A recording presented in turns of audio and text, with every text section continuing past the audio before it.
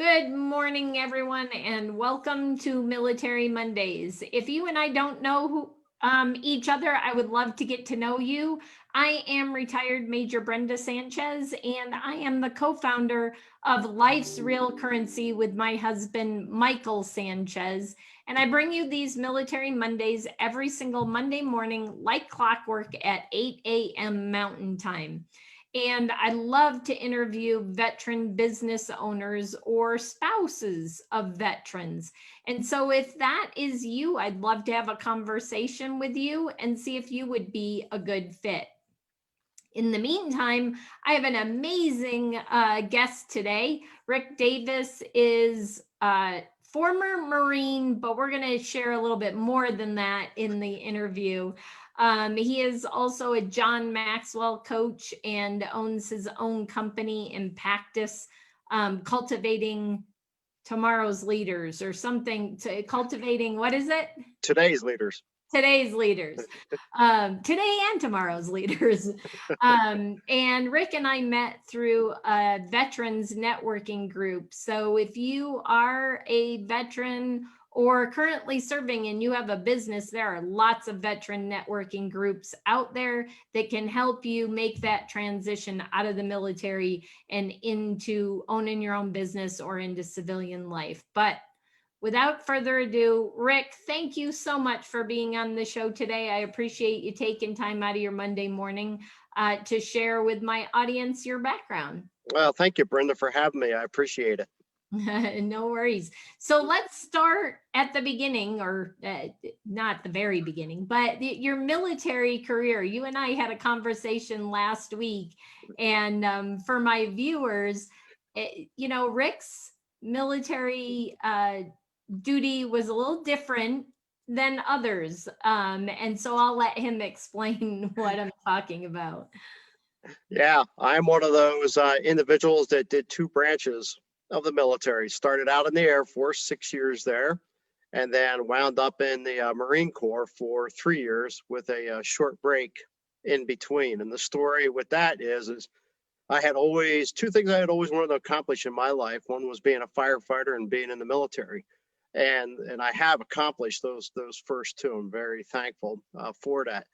But when I was coming of age there of 18, and I looked at both the Air Force and the Marine Corps, and the Air Force recruiter said, well, we can't get you in the fire department, but you could get that changed in boot camp. The Marine recruiter was saying, hey, we could get you in. My Uncle Kent was active duty Air Force at the time. And he said, Frank, he said, Rick, that jarhead's lying to you. And so I went in the Air Force, and well, that guy was lying too. And I wound up working out on the flight line on F-4E Phantom fighters down at Seymour Johnson Air Force Base in North Carolina. And to make a very long story short, I kind of went to war with the Air Force to get into the fire department, and I did. And I got cross-trained, and went to school there at Chanute Air Force Base in Illinois, which is closed down now, and then got shipped out to Lowry. And while I was on that extension, I got orders returning me to my original career field. And so myself and the deputy chief, we went over there to personnel, showed them my contract with the extension, and they said, okay, yeah, you're right, but you go to re-enlist, you're going back to your original career field because of a shortage. So no, I'm not either. I don't want to go back to that field. This is what I want to do. And so I got out and I went to work in civil service, for the Air Force as a civilian firefighter. Wound up at Minot Air Force Base in North Dakota. Did 90 days there, transferred down to Buckley over to Aurora, Colorado, and then decided to go to college. But I wasn't bright enough to figure out that I could go to college and work in the fire department at the same time. So I left the fire department, ran out of money, tried to get back into the Air Force. There's too many firefighters. So ultimately, I wound up in the Marine Corps Reserve Unit out at the Buckley Field as a firefighter. And that was interesting because, oh, yeah, we got firefighters out there. But when I got out there, I was like, hey, guess what? There's no aircraft here. This is not a flying unit. We didn't even have a fire truck. But I liked it enough that I applied for active duty, and I got that. And I wound up down at Marine Air Station, Yuma, Arizona, in crash crew. A few months later, it's like, hey, we got too many NCOs in crash crew. Pick a job. I did. didn't get anything that I picked, and I wound up in aviation operations, got retrained, went to Mississippi for school, and wound up back in North Carolina at Cherry Point Marine Air Station. So, yeah, it was kind of a lot of whirlwind between both branches of the military. So the moral of the story for those that might be considering the military right now is make sure you get it in writing. If you're Yes. talking to a recruiter and they're promising you something, make sure you get it in writing, because if it's not in writing, Yeah. it doesn't exist. It doesn't exist. So when we got down there to Lackland and they send you through that career portion, and I sat there with that tech sergeant and I said, my recruiter told me you could get me in the fire department. His exact words were, son, you've been screwed. Pick a job. Yeah. So let's fast forward a little bit. You're still in the fire department. You're still in the fire department up there, right? Not doing military, but civilian, right? No, I retired from Loveland Fire Rescue this past May on May. Oh, that's right. Yes, precisely. So total time in the fire service, started out in New Jersey, a small volunteer fire company there. And so my total time between that Air Force Marine Corps and here at Loveland was 37 years in the fire service. Wow. And I was just shy of 30 years here in Loveland. And I finished out my last 15 years as a battalion chief. The majority of that time was as a shift commander. And I did have a 15-month run back in 2013 to 14 as the training chief. Awesome. And you retired to be able to do what you're doing now full time and to really launch your business. And I see it behind you, but I'm going to show it also. Rick has released a book. He is an author, like my husband and I. And so we have some similarities and some things in common. So tell us about that journey, one, about writing a book, and two, about Impactus, cultivating today's leaders, and what that is and how you help veterans or even civilians. Okay. Well, they both kind of somewhat run concurrently. Over the years, my wife and daughters, I would have several on the shift say, hey, you ought to write a book. You ought to write a book, yada, yada. One of my most favorite things about being a battalion chief was I had a lot of autonomy. And, I could hop in my vehicle, go out, do a station visit. And I love sitting down with the crews, and, just passing on information, talking about different things. And so many times leadership, would come up, or somebody would, one of the officers, lieutenant or captain, would pull me aside and say, hey, I'm having an issue here with this particular person and I need some guidance. And, so I just loved doing that, Brenda, over a cup of coffee. That camaraderie, it was a shared camaraderie that we had in the military, Yeah. And so it's like, you ought to write a book, you ought to write a book. And then my wife and I would talk about, starting a leadership business on the side, but it never came to fruition.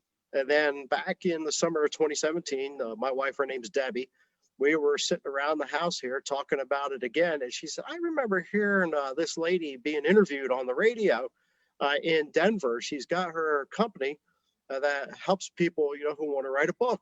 And so we searched her. Her name's Polly Latovsky of My Word Publishing. We found her.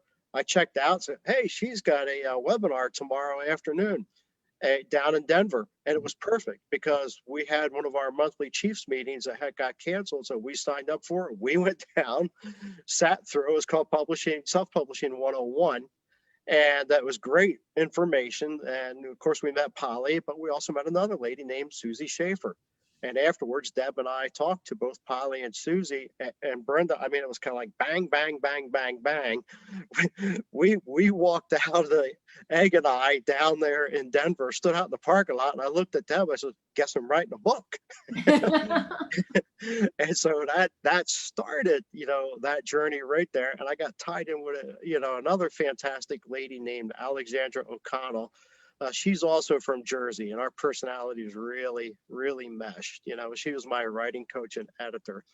And so as we were going through this process, Susie said, Rick, you don't want to just write a book, and have it on the shelf. She says, you're not going to, you're not a big name author, so you're not going to get rich selling a book, but you got to look at your book as a business card on steroids. So you've talked about doing a business, now's the time. And so, there was that little bit of ether in the carburetor, and I got that going. And so the book launched November of 2019, and I started Impactus, Cultivating Today's Leaders, in June of 2019. So here's now where the friction starts to come into play. I'm working in the fire department. I'm working a 48-hour shift. Every third week, I'm pulling a 48-hour on-call. So there's 96 hours that's dedicated to the fire department. Plus, I've got off-duty chiefs meetings, other off-duty meetings, and emergency recalls. So the business, it was not going anyplace. So we came around here towards the spring of this year, and I was going to be moved back into the training chief's position. And my wife and I talked about it and said, this just isn't going to work. I've got 37 years on the job, and that's a long time. That's an awful long, career. I want to grow the business. I'm having a difficult time growing the business now, working shift work. What happens when I go into the training chief's position and I'm there Monday to Friday?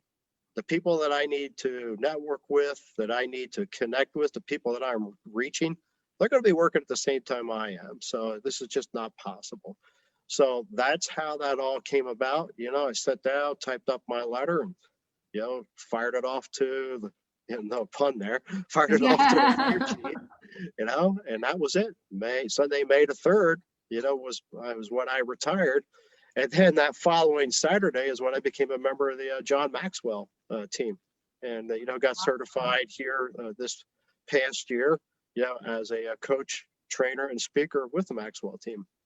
Awesome. So there's lots of lessons that any of the viewers throughout that discussion could take away. One, it's really hard, as my husband would say, you can't ride two horses, you got to pick one.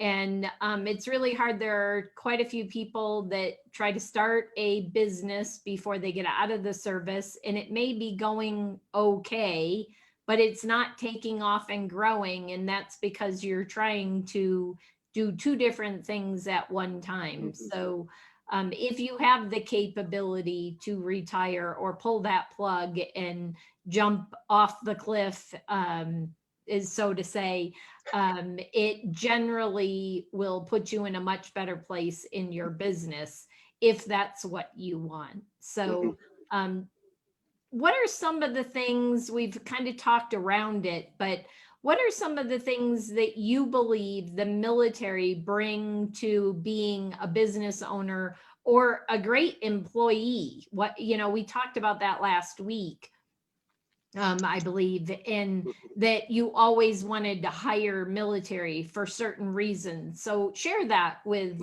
my viewers. Sure.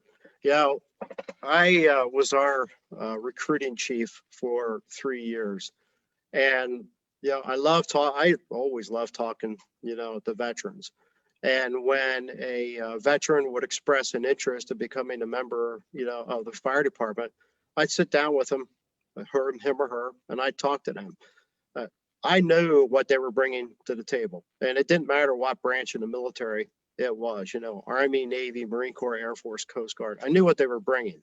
When you look at the military and the responsibilities that come along with the age, we've got 18, 19, 20, 21, very young people that are in the military and are operating very complex systems.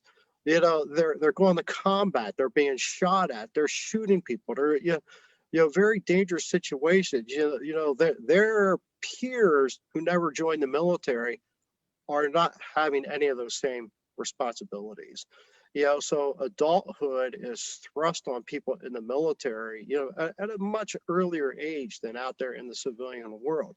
And so there's that discipline that is being taught, following procedures and following standards. And of course, I know people who've never been in the military would probably say, oh, yeah, obey orders, yes, sir, yes, ma'am, and, whatever it takes, do or die type thing. And they have no concept, of what military, order and discipline really is. And so just the background that people gain in the military, from their experiences, starting right, the signing the paper, and reflecting back as to what that can bring about you, you learn some pretty hard lessons as well. Hey, Brenda, I did some pretty stupid things, and I outline a couple of them, in the book. But also, and a couple of those stupid things that I did too, I had some supervisors, some leaders that were true leaders, that stepped in and they saw what was going on. And so these are things that, people, who are in the military or veterans, are bringing out into the civilian community systems. We know how to operate within systems. We know that, hey, when it's time to start work, you're there. Now, not everybody, you and I both have worked with people in the military because it's a microcosm of our society. Yeah. And there's some of them people out there that they just don't get it, period. And they're not going to get it. I don't care if they're in the military or if they're civilians, they frankly never will get it. But the majority do. They know, hey, you're supposed to be at work at 0800. Well, I'm going to be there at 0745. Work ends at 5 o'clock in the afternoon. Lots of times, what are they? They're still there, and you got to say, knock it off. Enough. And so those are just some of the things, and the leadership training as well. There is not a lot of leadership training, at least I don't believe so. And in my research that's out there, being taught in the civilian world. Now, people will say, oh, Davis, I totally disagree with you. Well, Brenda, I know there's a lot of leadership training that's being targeted at those upper echelons, the CEO levels and so forth like that, but not down at the lower levels. Yeah. My research has shown that not down at the lower levels. You compare that to the military. When does leadership training start in the military? Day one. Day one. You're walking through the door and you're getting that leadership training right off the bat. So one of the gaps that I want to fill is that lower end gap, those entry level to mid level supervisors. And I don't fault anybody who has a company who's providing training, to CEOs, CFOs, I don't fault that. But from where I was working as a shift commander, as a battalion chief, working with those entry level folks, what we refer to as the company level officers, the ones riding around out there, on the fire equipment, and other battalion chiefs, those are the levels that I really like to concentrate at myself. Awesome. So, one last thing before we wrap it up, Rick, and that is, what piece of advice would you give to somebody who is thinking about getting out or has just gotten out of the service and is thinking about starting their own business? First thing I would say, Brenda, is make sure you know who you are. If your identity is tied into the uniform or your rank, or even in our case as firefighters, police officers also fall into the same realm, is it's very, very easy for us to get our identity wrapped up in that uniform or that rank, and unless we know who we are. Now, for me, I'll just tell you, I know my identity is in Christ. And if we don't know who we are, we're going to struggle when you separate from the military. Whether it's 4 years, 8 years, 20, 30 years, there's going to be a struggle. So that would be my key thing right there. Make sure you know who you are. But then when you do separate, hey, don't stare in the rearview mirror because you're going to crash your car. Look out the windshield and move forward and glance in the rearview mirror and draw from those military experiences, the training, and watch you and reflect back. It's been years. It's been over 33 years now since I've been out of the Marine Corps, but almost on a weekly basis, I still reflect back on my time in the Marine Corps and the Air Force. And I could think about the lessons that I've learned. Awesome. So, if somebody wanted to connect with you or wanted to purchase your book, or just have a conversation with you, how would they do that, Rick? My book is available on Amazon in both the paperback and the ebook format, but also they can get it through my website, which is www.impactusleadership.com. And that's where they can obtain an autograph copy through there. And then also they can, leave a contact information, and they can reach out to me. They could connect with me also on LinkedIn. It's under Rick Davis. And then I'm on Instagram under Impactus Leadership. And then Impactus Cultivating Today's Leadership is my business Facebook page, or just plain old Rick Davis on Facebook. Yeah, awesome. Well, thank you, Rick. And we'll make sure if you would go back into the comments and make sure you put the website and how they can contact you in the comments. That Okay. makes it super easy for them and they don't misspell the words. Okay. But thank you so much for taking time out of a Sure. Monday morning and joining me. I really appreciate you and look forward to seeing you at our veteran networking group. So Okay. Thank have an you, Brenda. amazing week, everyone that's watching. Thank you so much for watching. If you've found value, please share this. Get the word out about Rick. We'd love to share that so that we can help his business grow. So with that, have an amazing week and we will see you in 2021. Bye, everyone. Bye.